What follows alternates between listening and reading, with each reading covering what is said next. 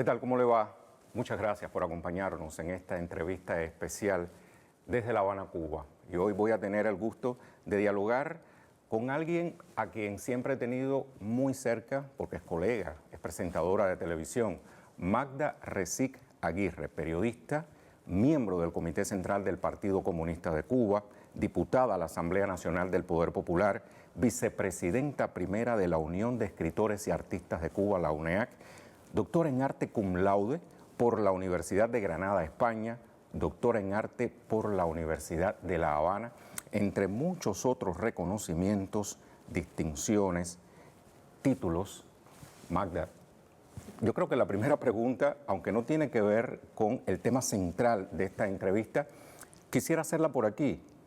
¿Cómo haces, y perdona que te tutee, lo decía al inicio, es una amiga, cómo haces para repartirte entre tantas responsabilidades políticas, administrativas, además conducir programas de televisión y dedicarte al patrimonio de esta ciudad tan hermosa que es La Habana? Lo hago con amor y compasión. Es solo entregarse y es sentir que cuanto haces de trabajo y de servicio en función de los demás, de promocionar la cultura, los valores patrimoniales o realizar la promoción de otros artistas e intelectuales del país, es algo que te completa y te ayuda a aprender todos los días. Entonces mi trabajo se mueve entre la pasión, el amor, el divertimento. Yo creo que eso es fundamental, ¿no? El divertirse mientras se trabaja. Claro, claro. Y el compromiso. Y entonces es un eterno aprendizaje. Rey, tú lo sabes, nuestra profesión es hermosa y exige mucho sacrificio, pero a la vez quienes amamos el conocimiento, quienes amamos descubrir el misterio de la creación en otros, nos sentimos fascinados por nuestro trabajo y eso es lo que pasa, que es algo que quiero, que me gusta, que amo. Bueno, pues como parte de esas muchas responsabilidades que tiene Magda, ha dedicado unos minutos a dialogar con Telesur, para Telesur, nada más y nada menos, sobre una gran figura de nuestro país, pero que desde hace muchos años dejó de ser privativa de los cubanos, Fidel, ¿cierto? Y vamos a circunscribirnos justamente a esta temática que tiene muy de cerca Magda Recic, que es la cultura, el patrimonio, Fidel y la cultura. Imposible pensar en Fidel y la cultura y no evocar las históricas palabras a los intelectuales, ¿cierto? Así es.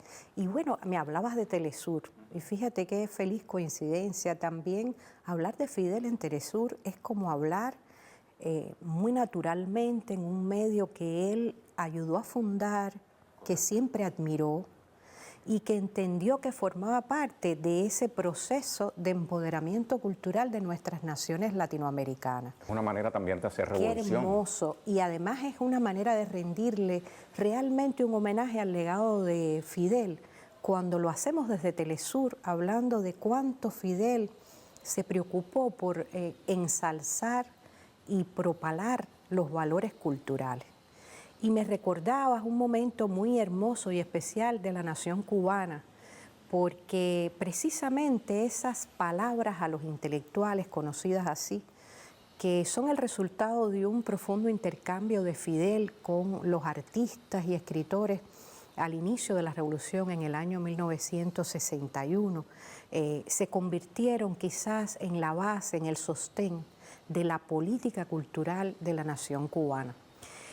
Fueron tan profundos los intercambios y las definiciones estaban después tan claras que todas las ideas que pronunció Fidel alrededor de la cultura en ese intercambio son una suerte de líneas de trabajo para la cultura nacional que no nos hemos desentendido de ellas nunca y que creo que serán eternas en ese sentido. Te traigo a colación este momento de la historia de la Revolución Cubana, Magda, porque como conocedora que eres de la cultura en revolución, quisieras que le ayudaras a la audiencia internacional que nos está siguiendo en este momento a interpretar lo más correctamente posible las palabras a los intelectuales, porque, bien lo sabes, se ha intentado tergiversarlas. Por supuesto, como todo lo que tiene que ver con las revoluciones. Siempre las revoluciones tienen detractores y siempre tienen tergiversadores. Y ahora que andamos en un mundo de redes sociales, pues el camino a desvirtuar las verdades históricas, pues sabes que es bastante largo. Pero yo creo que se impone recordar los tiempos en que Fidel sostuvo ese intercambio con los intelectuales y artistas cubanos. El año 1961 fue trascendental y el año 1961 marcó la posibilidad para todo nuestro continente de que podíamos vencer, de que aunque fuéramos una nación pequeña, absolutamente agredida, podíamos triunfar. Y ese liderazgo de Fidel se probó en el ataque mercenario por Playa Girón a la nación cubana, con fuerzas militares que provenían, por supuesto, venían comandadas por los cubanos hostiles a la Revolución Triunfante y también venían comandadas por el gobierno de Estados Unidos y la Agencia Central de Inteligencia. Todo eso se supo después. Y el pueblo cubano, en una de las tantas acciones de sacrificio que estamos acostumbrados a realizar por nuestra independencia, probó en menos de 72 horas que este era un territorio libre, soberano e independiente y que cualquier sacrificio sería poco para defender esa independencia que tanto había costado durante siglos de lucha contra el dominio colonial español primero y después contra una nación tan poderosa, contra el imperio más grande de todos los tiempos, que es el imperio estadounidense. ¿Por qué le preocupaba a Fidel en tan temprano momento de la revolución? Apenas tenía año y algo, 2 años de cumplida la revolución cubana, el reunirse a dialogar con los intelectuales. Eran caldo de cultivo, siguen siendo caldo de cultivo los intelectuales para que se gesten ideas contrarrevolucionarias. Por supuesto. Fidel tenía muy claro que la cultura, precisamente en uno de esos momentos, la cultura cubana ha sufrido agresiones de ese tipo a lo largo de esta historia de revolución. Pero Fidel tenía muy claro que el proceso cultural más importante de la revolución cubana era la revolución misma. Eso lo dijo desde ese primer momento. Y entendía que tratar de perturbar y tergiversar todos los fenómenos relacionados con la creación artística y literaria era un cometido del enemigo para derrocar una revolución que estaba fundada en la defensa de la identidad nacional. Y entonces la revolución ella misma fue convirtiéndose en el proceso cultural más importante de este país, porque hay que pensar que en esos momentos tempranos de la revolución se lanzó la campaña de alfabetización. Estaban entrando los cubanos contrarios a la revolución y los del ejército estadounidense por una zona de Playa Girón y estábamos alfabetizando a toda la nación.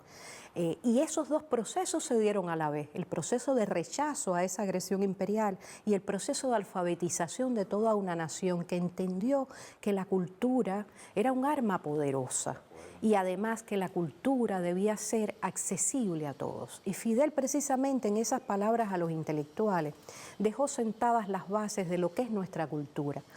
Y habló de cómo la cultura cubana tenía que tener un compromiso con la libertad de expresión, con la diversidad estética, con las muy diversas corrientes artísticas que emergían en el mundo y las que estaban en nuestras tradiciones. Y también habló de cómo la cultura cubana en revolución se iba a diferenciar por su vocación de servicio.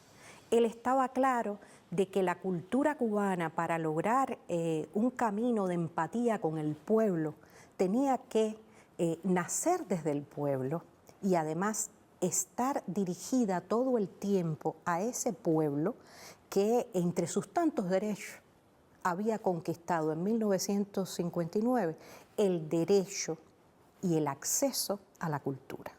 Entonces para él era fundamental contar con un contingente que así ha sido toda la vida de intelectuales, artistas, escritores, que en libertad, en revolución, entendieran la creación como un proceso también de entrega a su país y como un modo de afianzar la identidad de afianzar los valores culturales que defendemos. Porque si algo Rey ha demostrado esa larga visión de Fidel hoy, es su valor.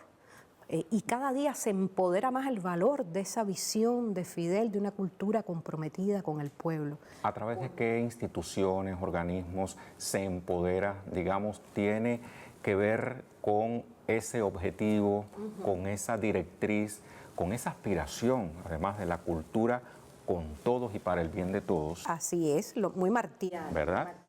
Eso, La UNEA, por ejemplo. ¿cómo no? Yo creo que todo eso, te iba a hablar de la globalización cultural y de cómo se nos trata de despojar de nuestros verdaderos valores culturales. Y él tuvo claro, desde palabras a los intelectuales, que eso era lo que había que afianzar. Entonces, junto con Armando Jar Dávalos, que también es una figura clave para entender el devenir de la cultura cubana. De acuerdo.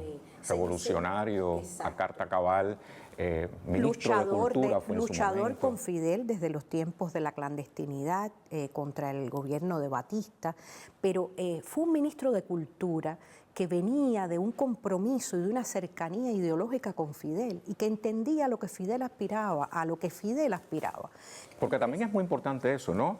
Cómo las personas que en las diferentes etapas de Fidel, previo a la revolución y durante la revolución, sabían interpretar o lograban interpretar el pensamiento martiano fidelista. Así es, que es el que nos distingue y el que construye de verdad esa columna vertebral ideológica de la nación cubana.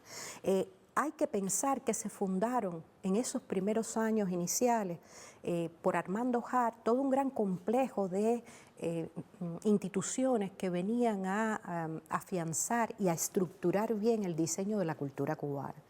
La enseñanza artística en Cuba es poderosa y desde ese tiempo comenzó a crecer con escuelas elementales, con escuelas medias, con la Universidad de las Artes en todo el país. Pero también estaba el sistema de casas de cultura, estaban todos los institutos y consejos para la cultura que se abrían para atender las diversas manifestaciones del arte. Y surgían organizaciones como la Unión de Escritores y Artistas de Cuba y el Camino hacia la Asociación Hermanos Saiz, que es la actual organización que agrupa a los jóvenes y a su vanguardia artística y literaria. Es la cantera, exactamente. Digamos. En fin, que se estructuró a nivel de país todo un sistema que garantizó el desarrollo de la cultura nacional.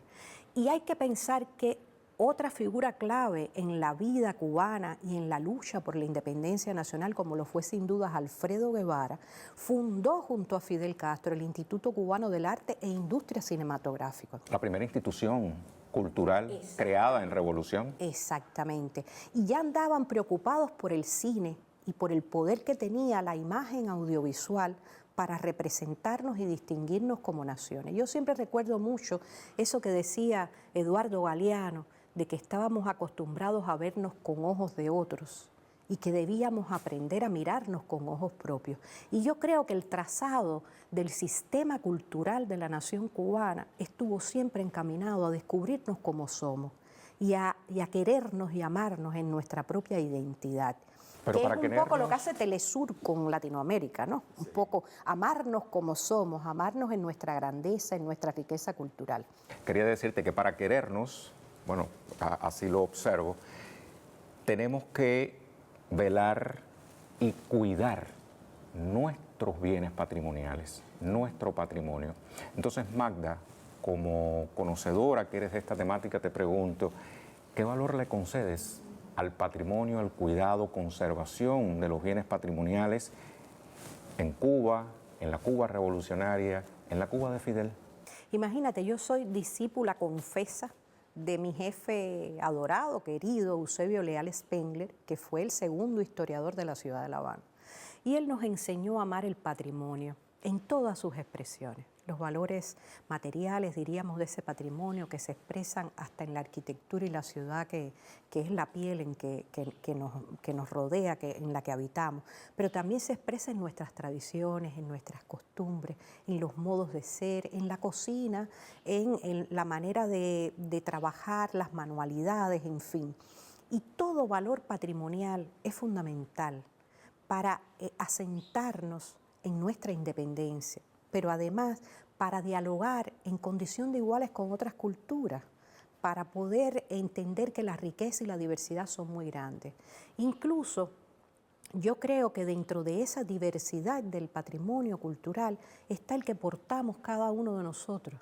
A veces le digo a mis estudiantes en el Colegio San Jerónimo, ¿somos patrimonio nosotros? Sí, somos patrimonio, porque todos somos expresión de una riqueza cultural determinada, aun cuando sea la persona más humilde que pueble la tierra. Ahí hay una riqueza que hay que salvar, defender, visibilizar y proteger. Y esto tiene que ver también, se entronca con la defensa de Fidel de un pensamiento crítico alrededor de la cultura.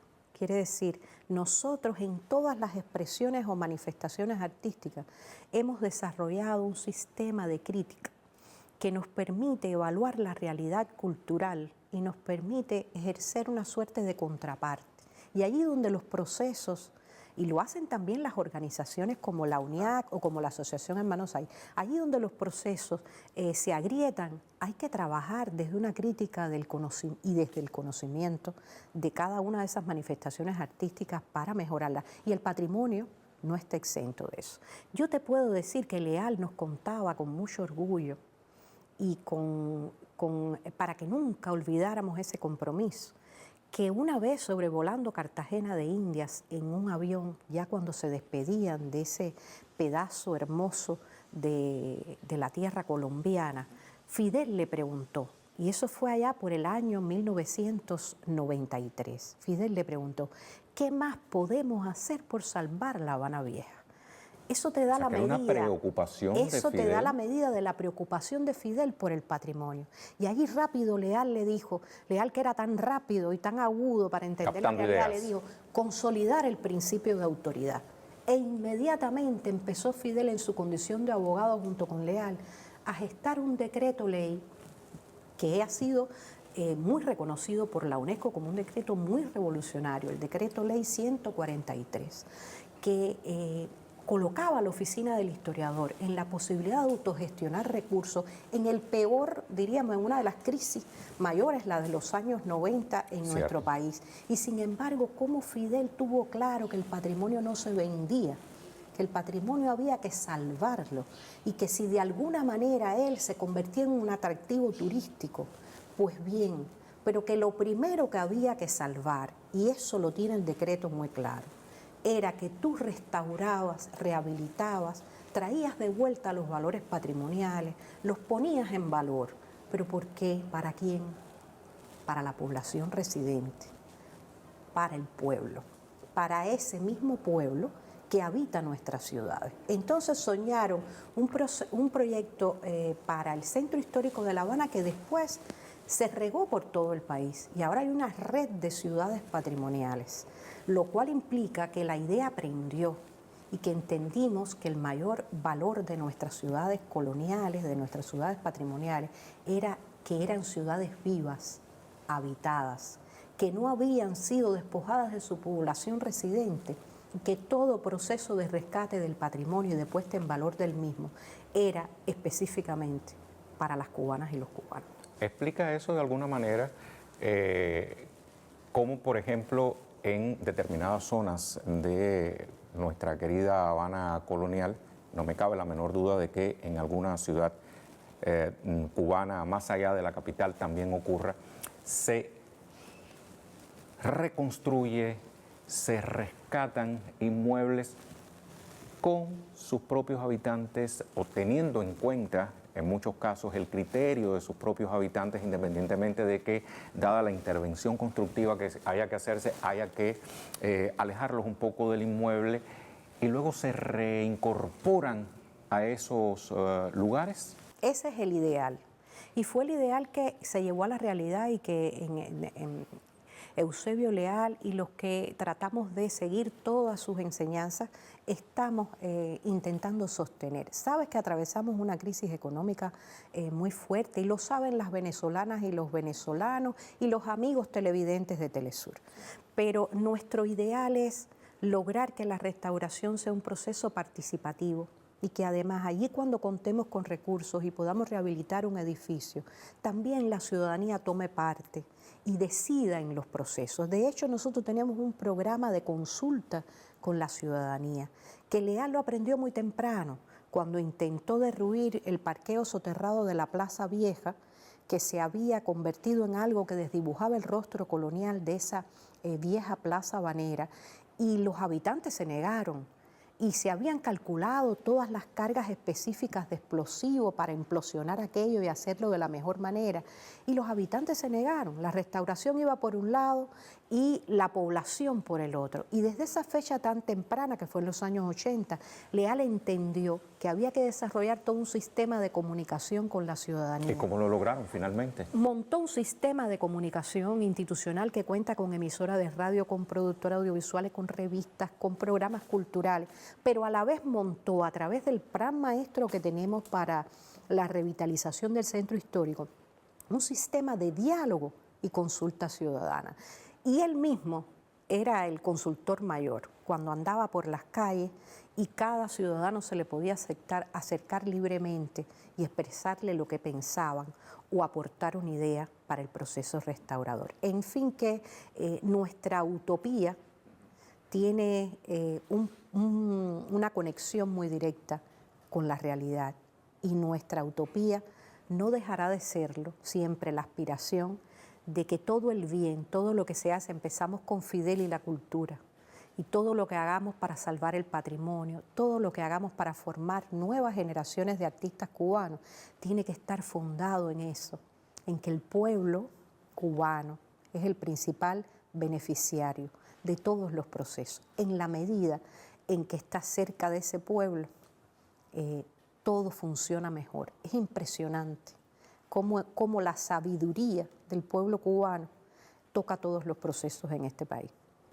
El pueblo es un componente fundamental en la preservación, conservación y desarrollo de la cultura de nuestro país. Pero bien lo decías, Magda, en algún momento de esta conversación, atravesamos una etapa particular.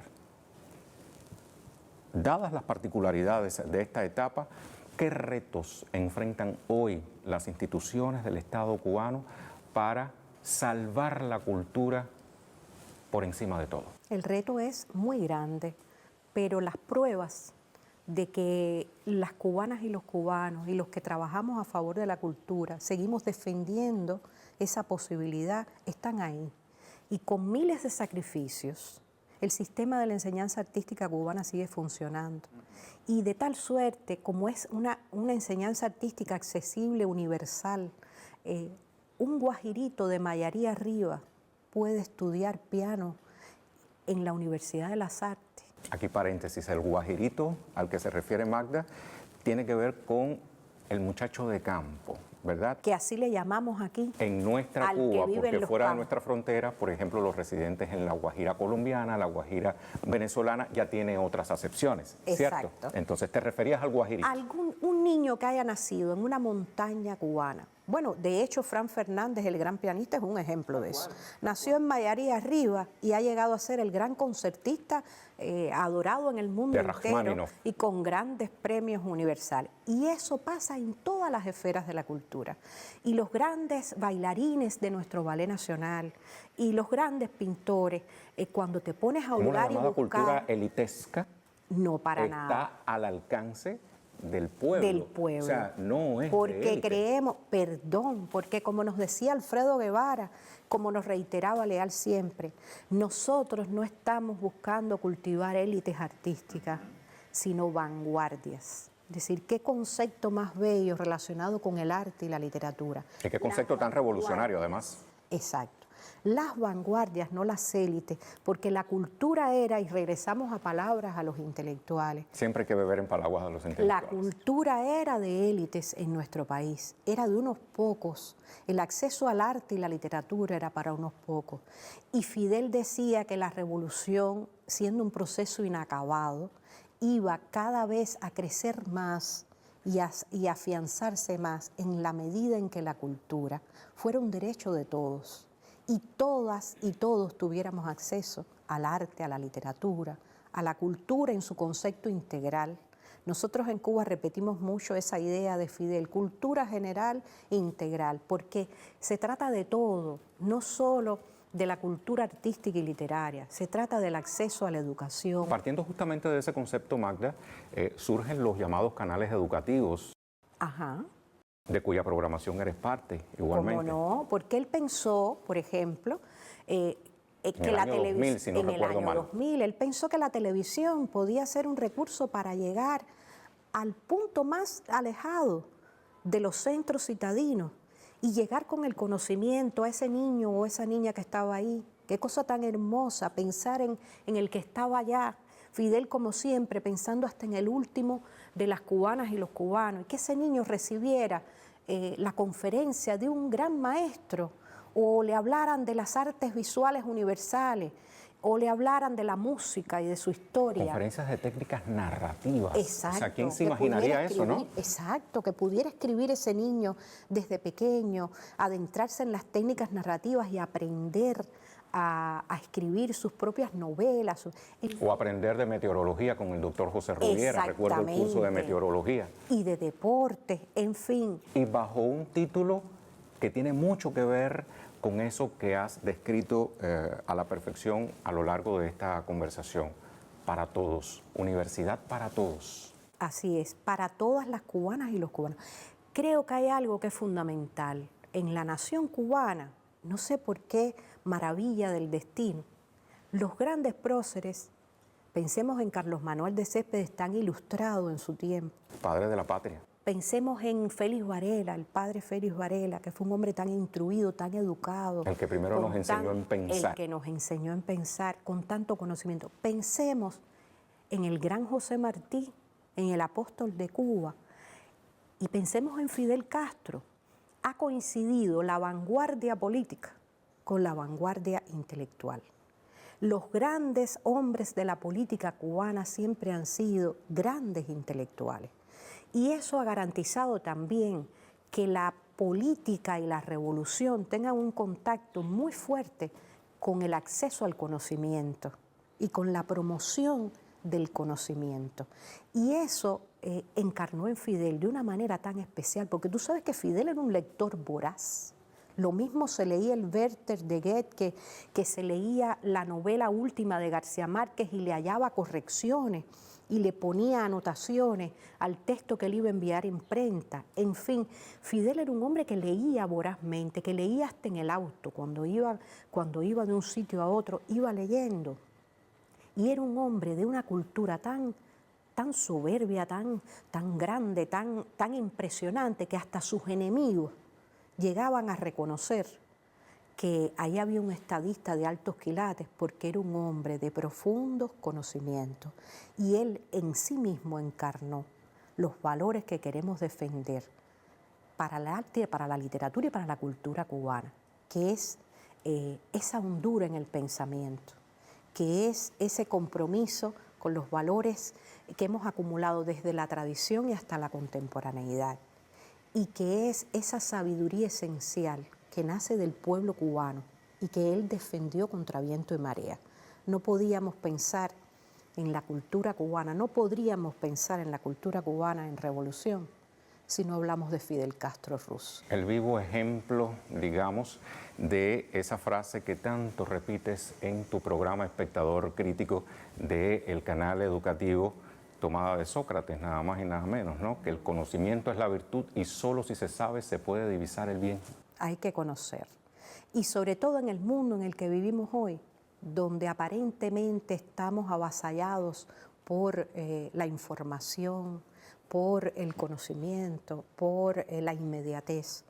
Hay que... y por intentos de banalizar la cultura. Exacto. Hay que confiar en la poderosa arma que es el conocimiento, en el discernimiento, en desarrollar valores culturales que vayan en contra de aquellos que intentan banalizarnos y despojarnos de esas esencias, de esas sustancias que en Latinoamérica son tan poderosas y tan profundas, de esos valores que representamos, de que sintamos orgullo de la identidad que portamos, de lo que somos. Entonces, sencillamente, en Fidel hay una sabiduría para enfrentar los procesos culturales que yo creo que la política cultural de la nación nunca podrá olvidar ese legado. Fidel fue también el gran intelectual, el gran artista, el gran artífice, el creador, el que amalgamó un futuro para este país mucho más promisorio desde la independencia nacional. Pues el legado de Fidel, en la cultura, hemos dialogado durante estos minutos con la doctora Magda Resic Aguirre. A usted muchísimas gracias por habernos acompañado. Volverán otros momentos a Telesur como este.